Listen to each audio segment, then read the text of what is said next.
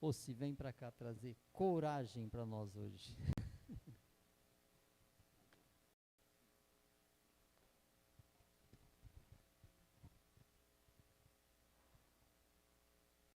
Boa noite.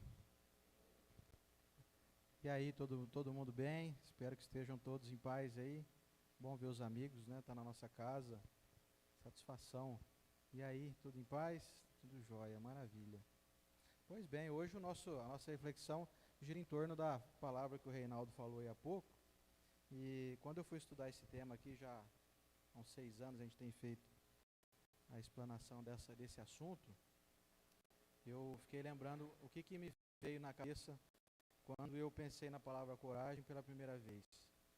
E eu me lembrei de quando eu era menino, eu gostava muito de jogar futebol, até inclusive tem o nosso mestre aqui, Zé Rodrigues, aqui, especialista em futebol. E eu lembro de uma vez que a gente perdendo uma partida de adolescente ali jogando futebol de salão, e eu fiquei inconformado que a gente estava ganhando acho que de 5-2, uma coisa assim, perdemos virada 6-5. Falei, nossa, eu fiquei doido. E aí um amigo meu falou essa palavra para mim, ele viu que eu fiquei assim, aborrecido, né, com a derrota, e ele falou assim, não adianta não, meu filho, coragem, vamos em frente, amanhã tem outro jogo para nós. Isso ficou gravado na minha cabeça, eu tinha acho que uns 11 anos de idade por aí. Coragem. Pois bem, essa é a nossa reflexão da noite, porque aí passou um tempo, esse mesmo amigo, agora recentemente, teve um quadro muito pesado de depressão, e eu fui lá visitar ele e falei para ele a mesma coisa. Falei, lembra aquele jogo que a gente perdeu lá 6-5 de virada? Você lembra que você falou para mim? Ele falou, lembro nada, você acha? Isso aí foi 1900 de bolinha, né? Aí eu falei assim, pois é, coragem, meu irmão, vamos em frente. E ele está aí se tratando, né? Está tratando inclusive lá no Cefa, lá que tem um tratamento muito bom para depressão. E lá a palavra-chave para a gente se encorajar diante dos desafios da vida é a palavra coragem. E aí eu fui pesquisar então o que a doutrina espírita nos oferece em relação a essa palavra, e ela é muito taxativa em dizer o seguinte: muitas pessoas são corajosas para enfrentamentos, vamos dizer assim, um pouco mais violentos. Tem, assim, na maioria de nós, se for preciso entrar numa briga, se você vê, por exemplo, um animal feroz ali atacando o seu filho, eu tenho certeza que você não vai medir esforço para querer pular na jugular lá de uma onça, de um leão. Se for preciso, você acaba doando a sua vida. Não é essa coragem que nós viemos falar aqui hoje. Essa eu acredito que instintivamente a maioria de nós tem. Até para quando for necessário a gente se desvencilhar de alguma coisa, de alguma violência contra nós, se for preciso empreender algum tipo de fuga, essa coragem a gente tem. A maioria de nós tem. Só que a coragem que a doutrina espírita nos inspira é aquela do dia a dia, das adversidades, das dificuldades, todas elas rigorosamente planejadas para que nós tenhamos um ótimo desempenho enquanto indivíduos em busca de ascensão espiritual. É a coragem do enfrentamento da dificuldade financeira, do momento de uma doença, do momento de uma perda, do momento onde nós somos deixados de lado, no momento onde nós nos sentimos desconsiderados. É esse enfrentamento. Quando às vezes até somos mal falados, ou até quando falam coisas que a gente sabe que não tem nenhum tipo de fundamento. Você fica sabendo e aí é necessário ter coragem para não virar um leão, para não partir para a briga, que não vai resolver. Eu acho que não resolve nenhum caso. Questão então 264 do Livro dos Espíritos, Allan Kardec perguntou a eles o seguinte: o que dirige o espírito na escolha das provas que queira sofrer? Ou seja, cada um de nós veio a esse mundo podendo fazer escolhas, dependendo do nosso grau evolutivo, obviamente. Existem aqueles que são impostos certas condições, porque a pessoa, tendo um espírito mais rebelde, ela não tem condições de fazer escolhas, porque se ela fizer escolhas, ela vai sempre cair no mesmo buraco.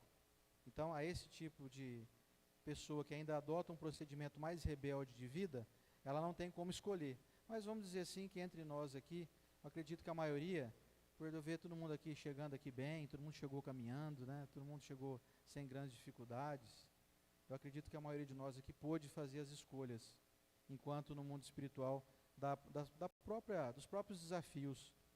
Olha o que responderam os espíritos. Então, o espírito escolhe de acordo com a natureza de suas faltas, as que o levem à expiação destas e a progredir mais depressa. Ou seja, pense aí, quais são os seus desafios? Você pode analisar um por um. Você vai pensar assim, são vários. Desafios familiares, desafios com a minha capacidade intuitiva. Eu gostaria de ser, por exemplo, mais inteligente, ou eu gostaria de ter tido mais condições financeiras, gostaria de ter tido a oportunidade de estudar, gostaria de ser melhor compreendido pelas pessoas, gostaria de poder me relacionar melhor com elas, gostaria de poder encarar as adversidades do mundo de uma forma que isso me abatesse menos. Então, continuando aqui na resposta, de acordo com a natureza, então, de suas faltas, nós escolhemos as dificuldades que levem nós à expiação dessas e progredir mais depressa. Enfim, olha que interessante isso. Tudo que a gente vivencia hoje tem o nosso dedo lá. Nós não lembramos. Tem gente que falou, já contou assim para mim, olha, eu acho que eu estou pagando um monte de pecado aí de conviver com essa família que eu vim, porque eu vejo a família dos meus amigos, ou familiares assim, mais distantes, meus são pessoas ótimas, e o meu ambiente familiar não tem nada a ver com isso. Eu passo grandes perrengues na minha casa, com meus pais, sempre tive dificuldades desde criança. Então existem relatos assim, e aqui os espíritos respondem que somos nós mesmos quem programamos esse tipo de circunstância, que inclusive é colocado como uma forma de nós progredirmos mais depressa. E aí continua a resposta. Uns, portanto, impõem a si mesmos uma vida de misérias e privações, objetivando suportá-las com coragem. Outros preferem experimentar as tentações da riqueza e do poder, muito mais perigosas, pelos abusos e má aplicação a que podem dar lugar, pelas paixões inferiores que uma e outros desenvolvem. Muitos finalmente se decidem a experimentar suas forças nas lutas que terão de sustentar em contato com o vício. Então você vê, dificuldade é uma provação, facilidade é outra provação, riqueza, portas abertas em todo lugar que você for, e vícios. A gente pensa que dificuldades são apenas essas que nos necessitam de desenvolver coragem, mas não paramos para pensar que as facilidades também nos mexem muito com a gente. Você quer ver um negócio interessante? Vamos transferir 10 milhões de reais na sua conta. Hoje, agora, vamos fazer um Pix aí. O Rogério vai fazer, né, Rogério? 10 milhões, 9 milhões, tá bom, não precisa ser 10 não. O Massuia vai complementar com outro milhão. Beleza, aí você acorda amanhã, abre a sua conta, assim, Internet Bank, 10 milhões de saldo. Como será que vai ser a sua reação dali em diante? Sem preocupações com contas a serem pagas. Vai precisar de coragem para levantar da cama, para cumprir as próprias obrigações, para não se perder no meio do caminho. Não é verdade? A não ser que você já seja milionário, aí fala 10 milhões a mais ou menos não faz muita diferença. Mas para mim vai fazer uma grande diferença. Aliás, quem quiser fazer essa proposta aí para mim, eu estou aceitando para ver se eu passo no teste. Tá? Podem depositar 10 milhões para mim que eu estou com vontade de experimentar como é que eu vou reagir. 5 só? O João tá fazendo um leilão baixo aqui, João. Então vamos ver. Olha, 5 é muito, tem 1 milhãozinho só, a gente vai falar o quê? Vou tirar esse mês de férias agora, vou lá assistir os jogos da Copa ao vivo.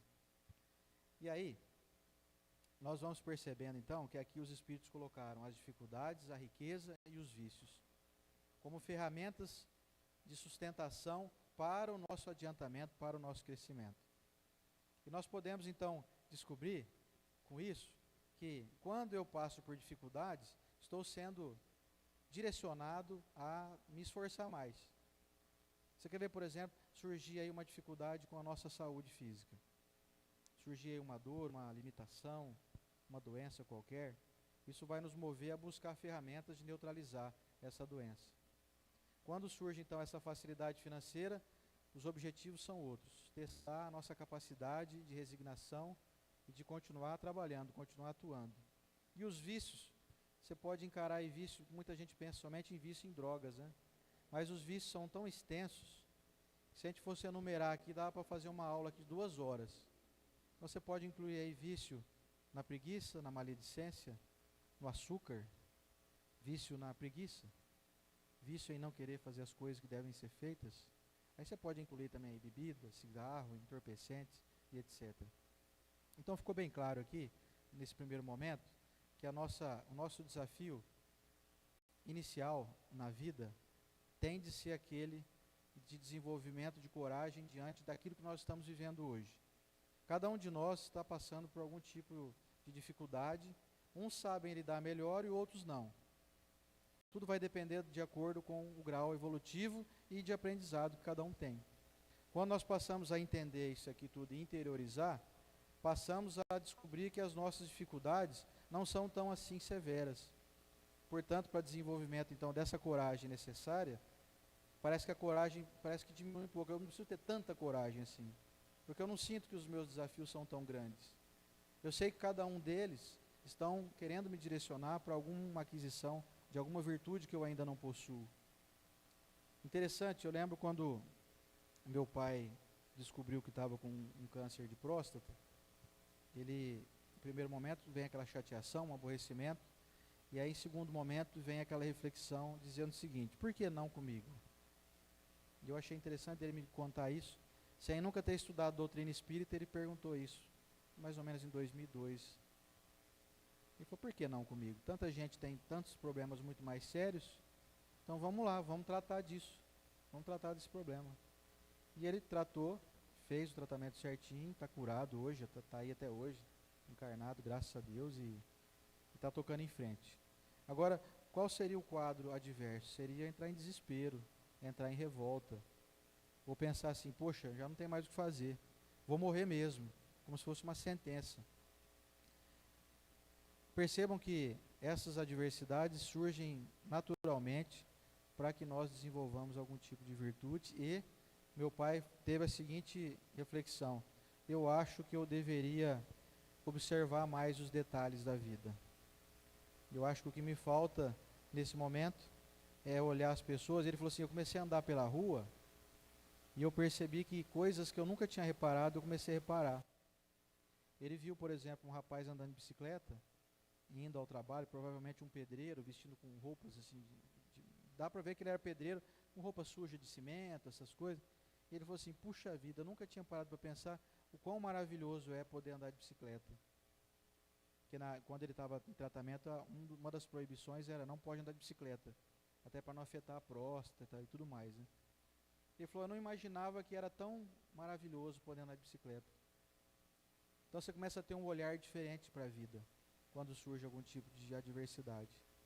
Isso deve ser algo que nos motive e não nos abata. Evangelho segundo o Espiritismo, capítulo 5, item 18, o Espírito Lacordaire diz na lição Bem Sofrer e Mal Sofrer a seguinte afirmativa no item 18. Quando Cristo disse: bem-aventurados os aflitos, porque deles é o reino dos céus, não se referia aos sofredores em geral, porque todos os que estão neste mundo sofrem.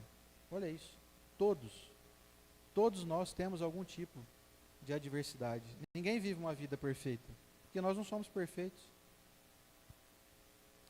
Quer estejam num trono ou na miséria, mas poucos sofrem bem, poucos compreendem que somente as provas bem suportadas podem conduzir ao reino de Deus. O desânimo é uma falta. Deus vos nega consolações, se não tiverdes coragem. Aí vem agora um item interessante que acrescenta muito na vida de quem está nesse momento pensando assim: eu acho que eu preciso desenvolver essa virtude, coragem. A prece. A prece é um sustentáculo da alma, mas não é suficiente por si só. É necessário que se apoie numa fé ardente na bondade de Deus. Essa frase que eu quero destacar agora e comentar com vocês. É preciso que se apoie numa fé ardente na bondade de Deus. Não adianta ter fé em algo abstrato, em algo que eu não sei o porquê. É preciso ter fé, mas você vê qual que é o direcionamento que a espiritualidade nos recomenda. Uma fé ardente na bondade de Deus. E aí você pode estar pensando assim: escuta, como é que eu posso ter fé na bondade de Deus quando, por exemplo, hoje mesmo uma pessoa entrou em contato comigo dizendo que fazem 10 anos que está em luto porque perdeu o filho num acidente automobilístico. Eu falei para ela, olha, eu não sei o que você está passando porque eu não perdi nenhum filho ainda. Não sei se vou perder um dia, mas eu não posso fazer ideia do que você está passando. Como que você fala para uma pessoa dessa ter fé ardente na bondade de Deus, sendo que ela considera assim, meu filho que eu tanto amo, inclusive filho único, para ajudar ainda, foi embora 10 anos atrás e eu não consegui superar isso ainda. Pois bem, aí é uma questão de fazer uma análise profunda dos preceitos divinos e descobrir que se existe a permissão divina, existe uma finalidade educativa por trás.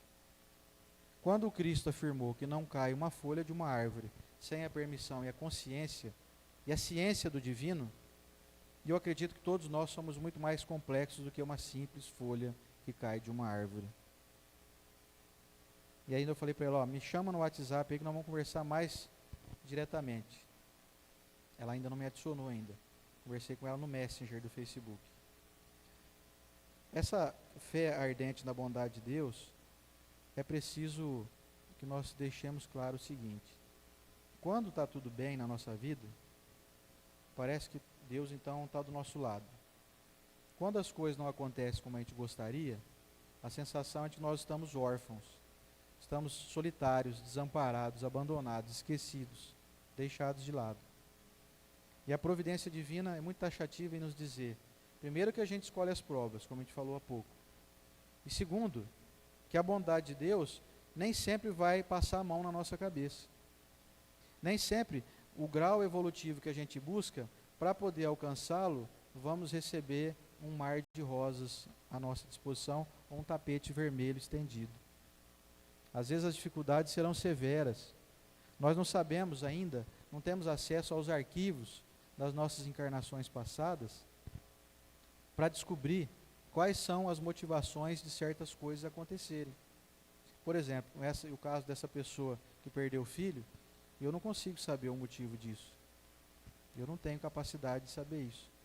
Mas com certeza a providência divina sabe os porquês.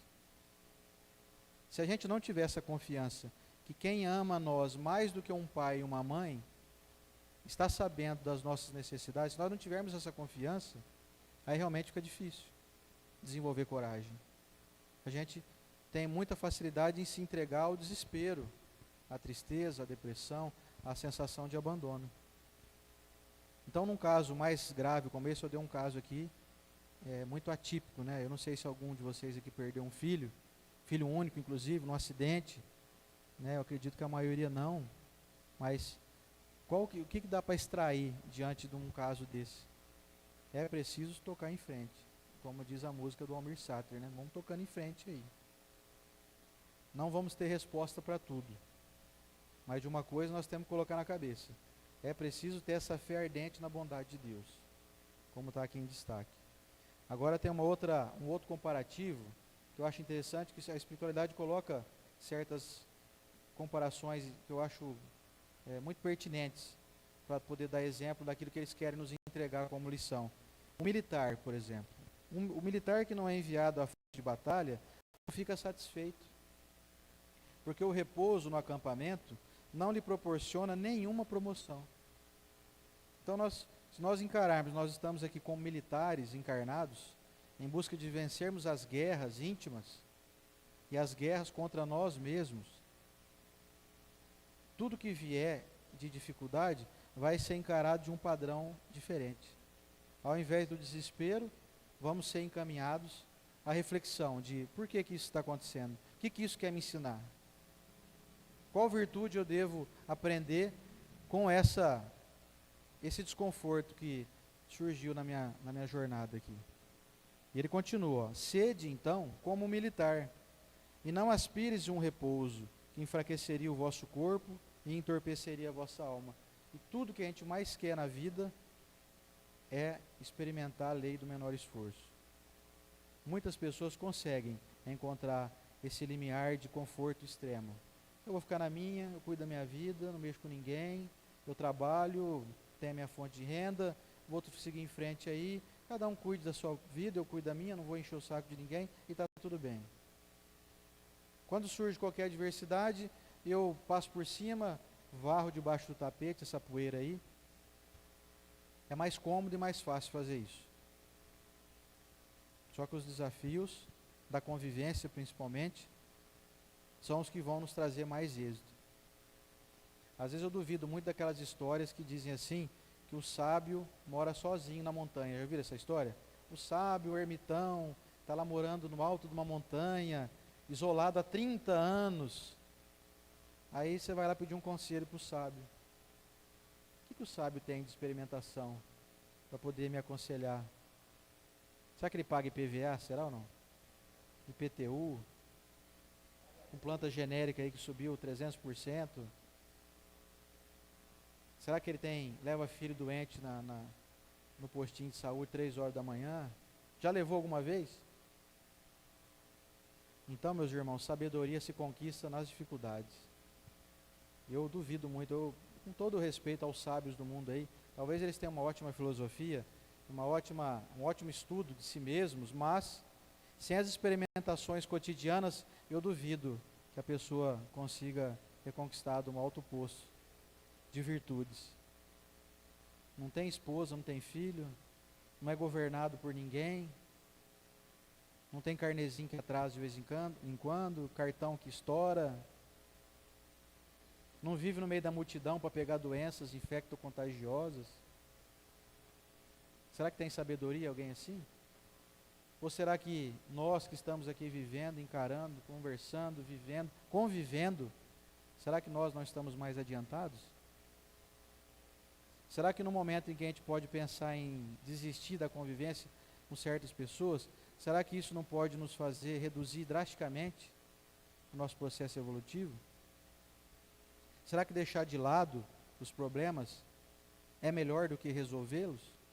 Do que encarar cada um de frente e aprender a lidar com eles, transformá-los em soluções? Essa coragem que a doutrina espírita nos convida a realizar. A coragem no enfrentamento cotidiano, da vida diária. De que quando está frio, você suportar o frio, quando está calor, saber se proteger. E quando você vê uma injustiça sendo cometida, que ao invés de entrar na linha do ódio ou da insatisfação tremenda, aprender a seguinte lição: poxa, isso eu não posso fazer com ninguém. Porque eu não quero que ninguém sinta isso que eu estou sentindo agora em relação a mim. Não quero que ninguém olhe para mim e fique revoltado com a minha atitude.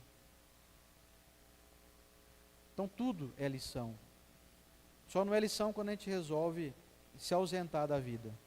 Quando a gente resolve, como diz bem o professor Rodrigues, vai deitar debaixo da cama então. Deita debaixo da cama e fica lá. Espera a vida passar. Aí você ficou lá anos debaixo da cama, porque você ficar em cima da cama, sempre vem alguém querendo deitar na cama também, acende a luz, né? Então você fica debaixo da cama, que aí não vai incomodar ninguém. Você vai ter que ficar lá anos e décadas. Aí um dia você fala, bom, agora acho que eu estou próximo de desencarnar, vou sair debaixo da cama porque eu preciso ir, né, ali para o cemitério, etc. Aí você chega no mundo espiritual absolutamente igual a quando você saiu de lá. Interessante pensar nisso, né? Então, continuando aqui com a história do militar, ó. Quando ele não é enviado à frente de batalha, ele não recebe promoção. Ele não fica satisfeito.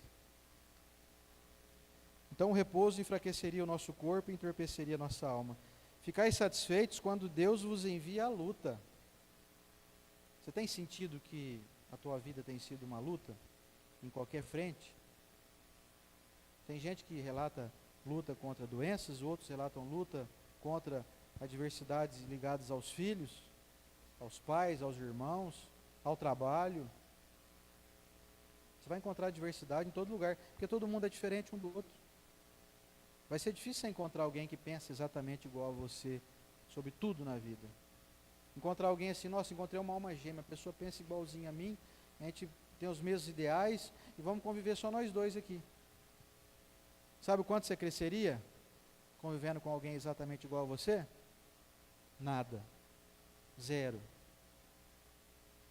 O que você aprende consigo mesmo? Você começar a fazer uma palestra só para você ouvir, você vai aprender o quê? Nada. Você vai só falar coisa que você já sabe. Então, às vezes, você tem que ouvir alguém que fale algo diferente do que você acredita. Você tem que conviver com pessoas que pensam politicamente diferente de você. Torcem para times diferentes dos seus. Aliás, do seu, né? Senão não tem crescimento. Se não houver aí diferenças, não há progresso. E a gente quer assim, eu preciso encontrar um lugar que seja igualzinho a mim, onde tudo dê certo, tudo flua como eu quero. Então tome cuidado, se você encontrar esse lugar vai mais te prejudicar do que te ajudar. Se encontrar as pessoas que só batem palma para você, você está se tornando alguém frágil, como diz o texto. Ó, essa luta não é o fogo das batalhas, como a gente está recomendando aqui, não é para entrar em conflito, não é para se tornar corajoso e sair enfrentando todo mundo no soco, no pontapé e na voadora. Não é isso. Mas as amarguras da vida, onde muitas vezes necessitamos de mais coragem que um combate sangrento. Pois aquele que enfrenta firmemente o inimigo poderá cair sob o impacto de um sofrimento moral. É o que acontece geralmente quando a gente enfrenta as coisas na base da violência. A força às vezes faz você se sentir vitorioso. Vencer alguém pagando na mesma moeda, a pessoa te ofende, se ofende ela também, costuma ter um episódio satisfatório no início e amargo depois. Porque o arrependimento da ação impensada, de não seguir a recomendação do Cristo, que a gente então possa oferecer outra face, tem nos tornado pessoas alienadas e escravizadas pelas próprias escolhas. Quando eu escolho então a coragem com a base do enfrentamento, do toma lá da cá, escreveu, não leu, o pau comeu. Paga um boi para não entrar numa briga e uma boiada para não sair dela. Costuma ter um resultado satisfatório que dura muito pouco tempo. A longo prazo, a nossa insatisfação íntima vai bater, porque bate o arrependimento. Eu não consegui ser melhor que a pessoa. Ela fez algo para mim, e eu fui lá e retribuí fazendo algo exatamente igual, de modo que eu não posso nem me aborrecer com ela. Porque apenas porque ela fez primeiro, não justifica a minha ação. Eu fiz igual. Ela falou algo que me desagradou, eu falei algo que desagradou ela também. Então, chumbo trocado não dói, é um ditado popular, mas não funciona na prática. Porque depois disso acontecido, depois que a gente revida em igual proporção, vem a sensação do fracasso moral. Eu poderia ter agido melhor. Eu poderia ter conseguido superar e não ter feito algo que depois me causasse hoje esse arrependimento. É o sofrimento moral, como diz aqui. Livro O Céu e o Inferno, de Allan Kardec, capítulo 2. À medida que o homem compreende melhor a vida futura, diminui seu medo da morte. Ao mesmo tempo, compreendendo melhor sua missão na terra, espera seu fim com mais calma, mais resignação e serenidade. É algo que angustia muitas pessoas, principalmente quando estão chegando na chamada melhor idade. Alguns de nós podemos experimentar a sensação de medo em relação ao fim da nossa jornada nessa encarnação, nessa edição aqui nossa. Sabendo então da vida futura e de tudo que nos aguarda aí pela frente, o sentimento daquele que busca coragem é mais ou menos da seguinte maneira: bom, realmente não tenho mais tanto tempo aí pela frente. Inclusive eu achei muito bonito um vídeo que eu postei até nas redes sociais essa semana, do Moacir Franco, com 90 anos, fazendo uma reflexão semelhante a essa, perguntando a si mesmo: quantas manhãs será mais eu tenho?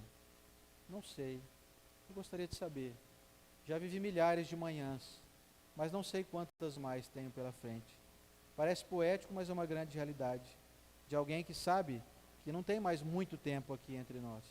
E precisa ter coragem para poder pensar assim, para poder admitir que realmente não há mais tanto tempo hábil pela frente, mas a certeza na vida futura nos dá essa coragem. Tudo bem, logo eu estou partindo, mas tem muita coisa boa por vir aí. Sem dúvida, a minha experiência nessa existência não pode ter sido melhor do que a que será na seguinte, nas demais. Como prometeu o Cristo, vida em abundância àqueles que mantêm uma serenidade, que mantêm a coragem de serem mansos e pacificadores. Aqueles que têm coragem de engolir sapo de perna aberta às vezes, mas não revidar. Não se tornar igual ao seu algoz. A certeza da vida futura dá outro sentido às suas ideias, outro objetivo a seus trabalhos. Antes de ter certeza, ele só trabalha por sua vida presente. Quando eu não acredito, ou eu não tenho uma fé muito contundente em relação à vida futura, eu vivo pensando somente nessa, e somente o que eu não tenho mais é o que me apega geralmente. Não tenho mais o mesmo vício, a mesma vitalidade, a mesma juventude, os mesmos cabelos, não tenho mais o tempo que eu tinha antes. A gente se apega excessivamente naquilo que não possuímos mais. E nos esquecemos de que aquilo que nos restou está nos convidando a operar num novo estágio. O estágio de desenvolvimento de virtudes que só aqueles que já chegaram a ser mais experientes possuem. A juventude costuma nos roubar valioso tempo, porque não dá tempo de eu parar para pensar nessas coisas. Eu tenho muita coisa para fazer. Eu quero namorar, eu quero viver, eu quero viajar, eu quero trabalhar, eu quero ganhar dinheiro. Aí chega uma hora que isso não dá mais para ser feito, então é um momento de novas reflexões. É preciso ter coragem e sabedoria para saber envelhecer bem. Saber se programar para envelhecer de uma forma saudável. Eu gosto muito do Navarro, nosso amigo Navarro, que para mim é um grande mestre. Ele um dia falou assim para mim: Sander, eu estou me programando para não ser um velho chato. Ele está com 64, se não me engano. Como está sendo gravado aqui, filmado, eu não posso inventar coisa aqui, né? Ele falou mesmo, está dito aqui. Então é interessante pensar nisso, né? Eu preciso me programar para não ser uma pessoa melancólica, me sentindo infeliz, sentindo que o meu tempo está acabando de uma forma assim, melancólica, triste. Precisamos ressignificar aquilo que habitualmente pensávamos. Os nossos ideais para poder nos enquadrarmos nessa coragem que nós aqui buscamos, têm que ser reprogramados. Com essa certeza, então, da vida futura, ele, o Espírito, nós, trabalhamos visando ao futuro, sem negligenciar o presente, porque sabe que o futuro depende da direção, boa ou má, que escolhe em seu presente. Quais são os direcionamentos que estamos dando aos nossos pensamentos, à nossa vida, hoje? Quais são os ideais? O que me norteia? O que me satisfaz? O que tem me feito fazer os olhos brilharem? Esperança? Ou apenas desânimo? Sensação de que arruinei algo na minha vida ou fracassei em tal área?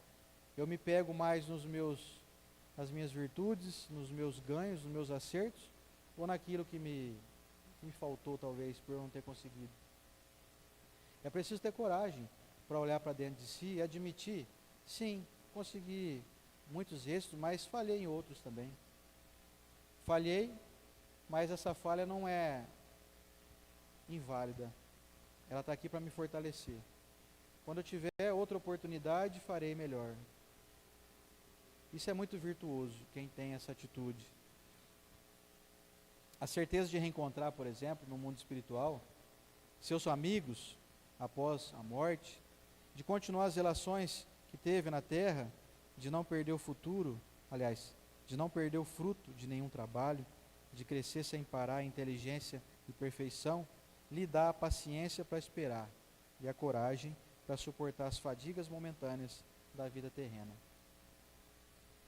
Ou seja, estão querendo dizer para nós o seguinte: suporta aí, tem paciência, segue em frente, porque tudo isso aí vai ser fichinha logo ali na frente.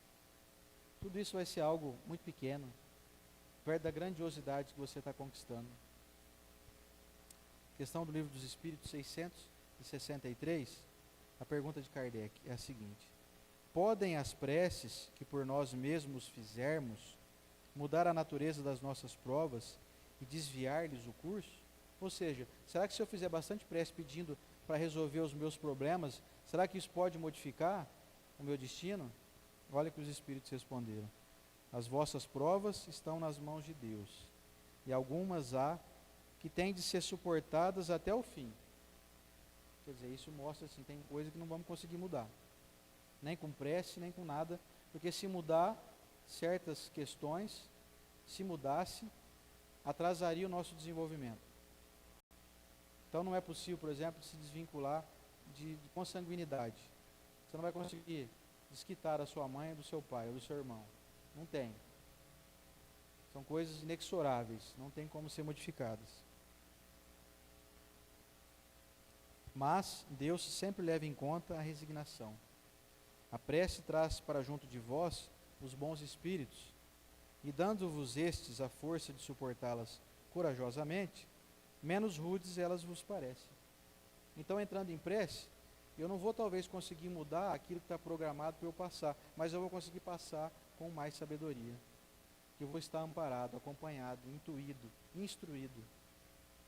É mais ou menos assim, você recebe uma notícia que você vai ter que trabalhar durante 24 horas a sol a pino, sem poder nem se alimentar. Nossa, vai ser difícil, né? Só que com a prece, você vai receber assim, os amigos espirituais vão trazer um golinho d'água para você, de vez em quando eles vão arrumar uma sombrinha para você ficar, vão dar uma enxada um pouquinho mais leve para você capinar o solo ali, vão ter facilidades para te ajudar a cumprir essa jornada cansativa de 24 horas. É isso que eles estão dizendo aqui para nós. Parecerão menos rudes as provas. Temos dito que a prece nunca é inútil, quando bem feita, porque fortalece aquele que ora, o que já constitui grande resultado. Ou seja, se você não souber o que fazer, ou se sentir um pouco perdido, ora que melhora. Ajuda-te a ti mesmo e o céu te ajudará, bem o sabes. Demais, não é possível que Deus mude a ordem da natureza ao sabor de cada um. Porque senão, por exemplo, se Deus pudesse ouvir tudo que a gente pede, e então não ia ter nenhuma dificuldade nesse mundo, todo mundo ia ser rico, maravilhoso, lindo, saudável, e isso não ia trazer evolução para nós. Se todos nós fôssemos iguais, ou se todos os nossos pedidos fossem atendidos, nós viveríamos num marasmo de talvez uma vida aparentemente feliz, mas logo logo ia se transformar em tédio, que a gente só não sente tédio porque realmente nós temos ideais a serem conquistados. Agora, se todo mundo vivesse em mansões, pudesse comprar os mesmos veículos, fazer as mesmas viagens, ia perder a graça totalmente. A evolução nossa ia ser muito pequenininha.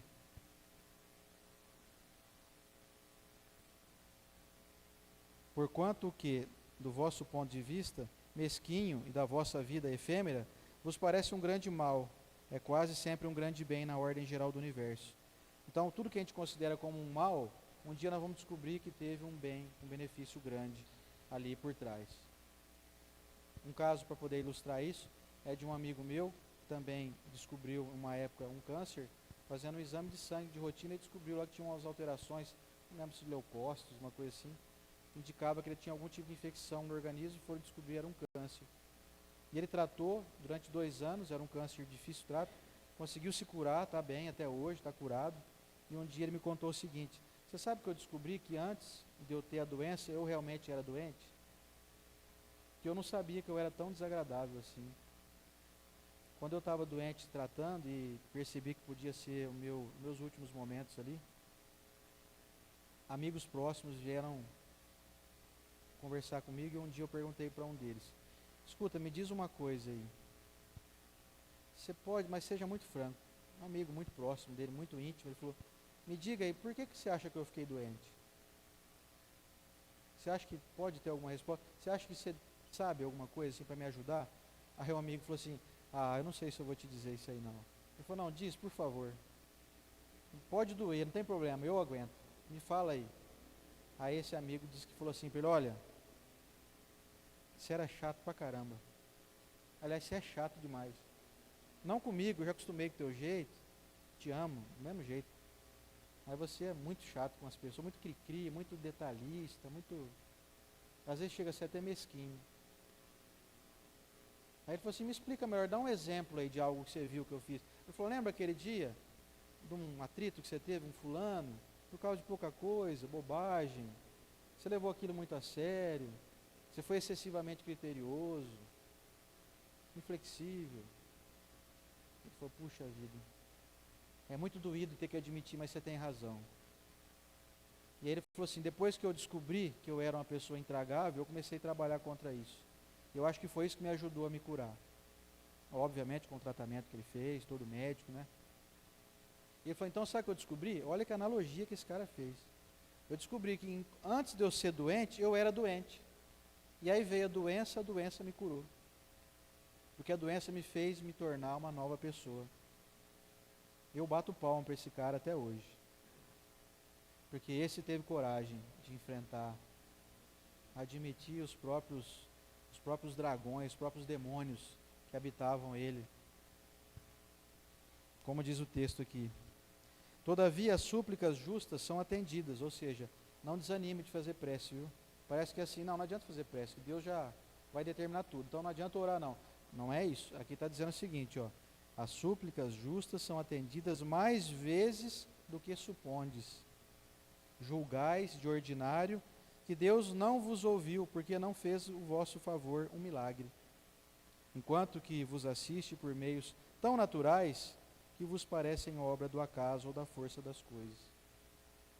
Às vezes a gente acha que Deus nos ouve quando acontece algo muito grandioso, ou uma mudança muito repentina, de um negócio, de um estado assim, está ruim demais agora, amanhã tudo fica maravilhoso. Aí Deus agiu.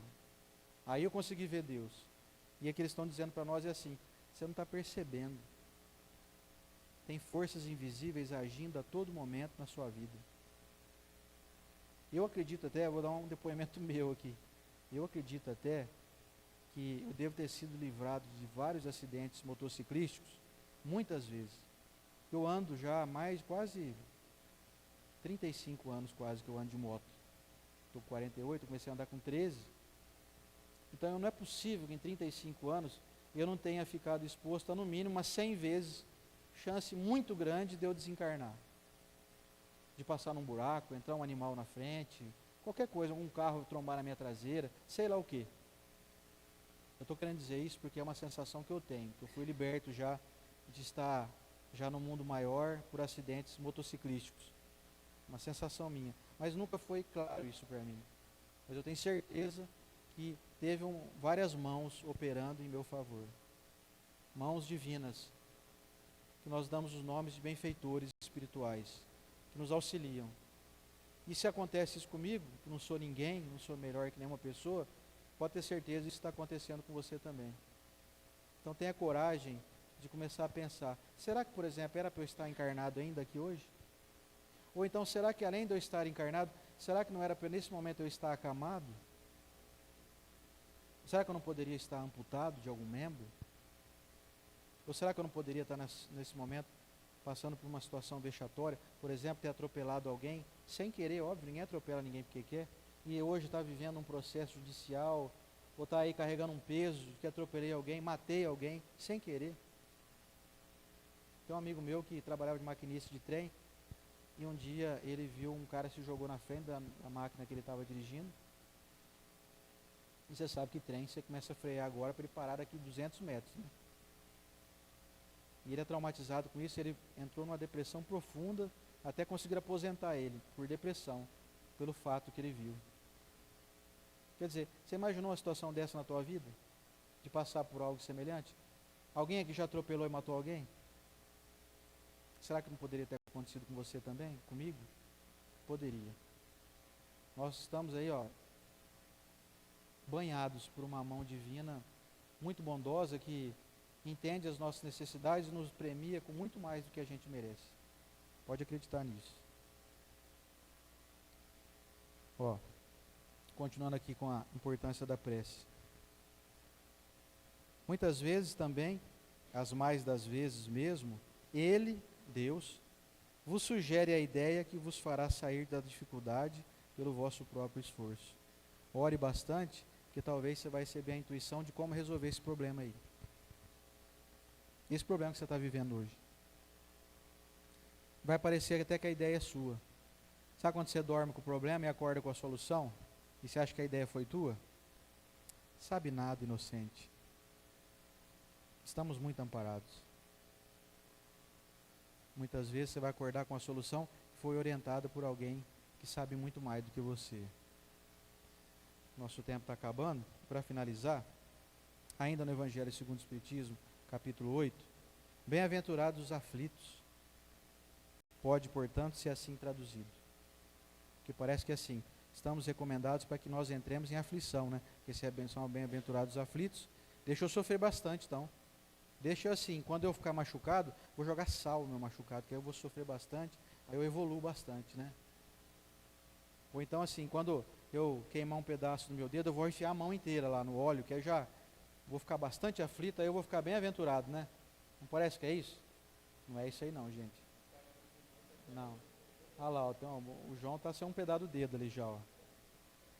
Olha só o que então a espiritualidade traduz por bem-aventurados os aflitos.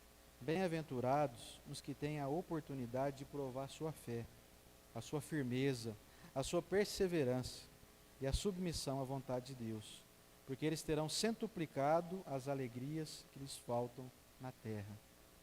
E após o trabalho virá o repouso. Sabe quando vai ser o repouso? Sensação de completude. Retorno à vida maior, obviamente, com muita saudade daqueles que aqui ficaram. É a sensação assim, fiz tudo que eu pude. Eu combati o bom combate. Eu lembro do jornalista Marcelo Rezende, quando descobriu o seu câncer de pâncreas, que o levou à vida maior, ali nos seus últimos momentos, talvez as últimas entrevistas, deu um depoimento que eu nunca mais vou esquecer. Ele já muito abatido, acho que faltava aqui uns 20 dias para ele desencarnar, e ele falou assim, as pessoas estão falando que eu estou doente, mas eu estou me sentindo curado. Eu estou curado. Meu espírito está curado. Se eu tiver que partir, eu parto curado. A doença vai ficar no meu corpo, eu não vou levá-la comigo. Eu achei aquilo sensacional. Que grandiosidade, que coragem. Depois ele desencarnou realmente, eu acredito nesse momento, talvez ele vai ter notícia que nós estamos falando dele aqui. Alguém como nós, com defeitos, com virtudes, com erros e com acertos, mas que teve ali no seu derradeiro momento a coragem e o enfrentamento, sabendo que a vida não acaba jamais. Portanto, meus irmãos, não olhem a vida apenas como o momento atual. Enxergue o momento atual como apenas um capítulo de uma grande história que você está escrevendo na jornada do seu espírito imortal. Eu desejo a todos vocês coragem, enfrentamento, alegria, muita paz e muito obrigado. Obrigado.